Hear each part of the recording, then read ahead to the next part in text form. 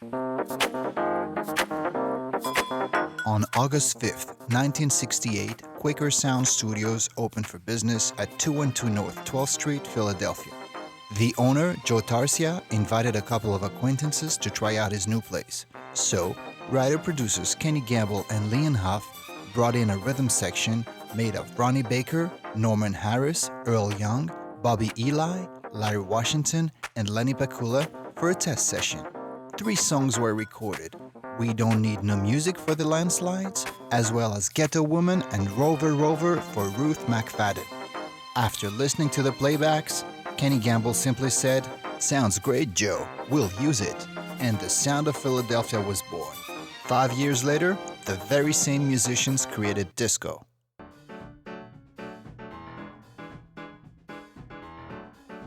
My background is electronics, and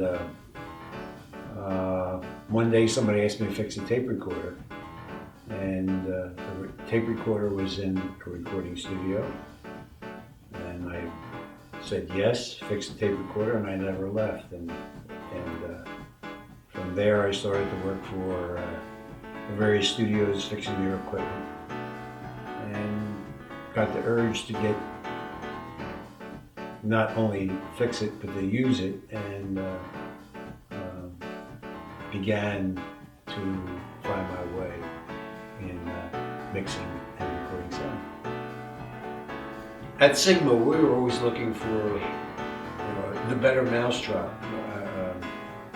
How we get microphones on trial and so forth. When a new toy came out, we bought one, whether it was the instant phaser or the timeline. I even forget the name of the equipment. But we experimented a lot with different sounds and so forth. But basically, a good recording is capturing what's out there.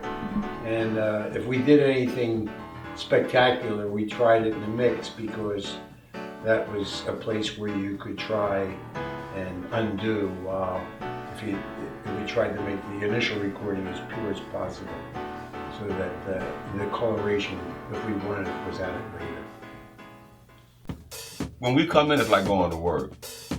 Joe Tarsia, what he would do, he knew us so well that we didn't have to come in and tune anything. He knew how I play, because I play different from everybody. He used to get mad because I play off the rim of the snare, which makes it fat. But I like to play like that.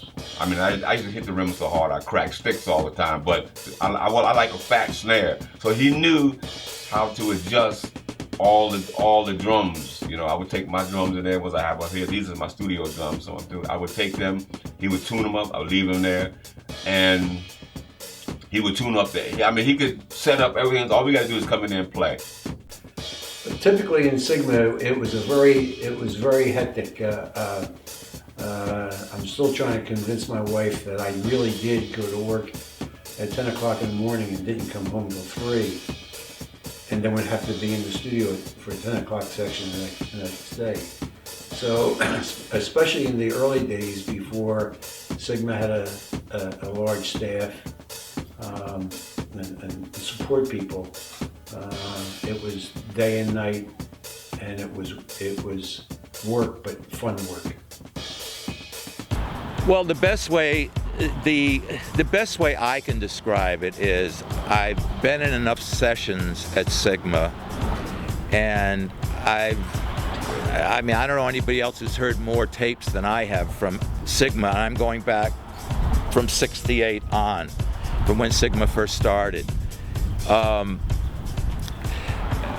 The difference between like Motown, it's like very tight, very precise, and it's like, there's no room for musicians being a musician. In other words, it's like everything is strict and tight, like a Tommy Bell session would be. And the Philadelphia sessions are loose. And what happens is they run it down, and everyone's playing, and all of a sudden it starts to lock. And then Earl or somebody will say, okay, I think we should, let's take one.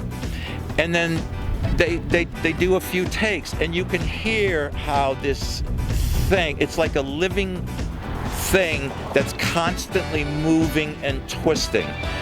It's something you feel. You can feel it, and people always say, oh man, that Philadelphia sound is like, there's a soul to it. Of course it's a soul because it's alive. It's not metered. It's a live thing, but it's the combination of the guys playing together that to create the tempo and the feel.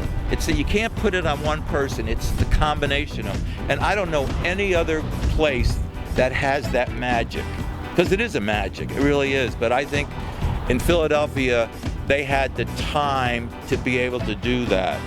Where most of these other studios, it was like turn them out, turn them out, turn them out, and you never got that feeling out of a Philadelphia record. It was always like, hey man, we'll get it, we'll run it down. And I think it was a looser type atmosphere, but I mean, you can't beat those tracks. I mean, I think they're the greatest tracks in the world. Happy Sunday.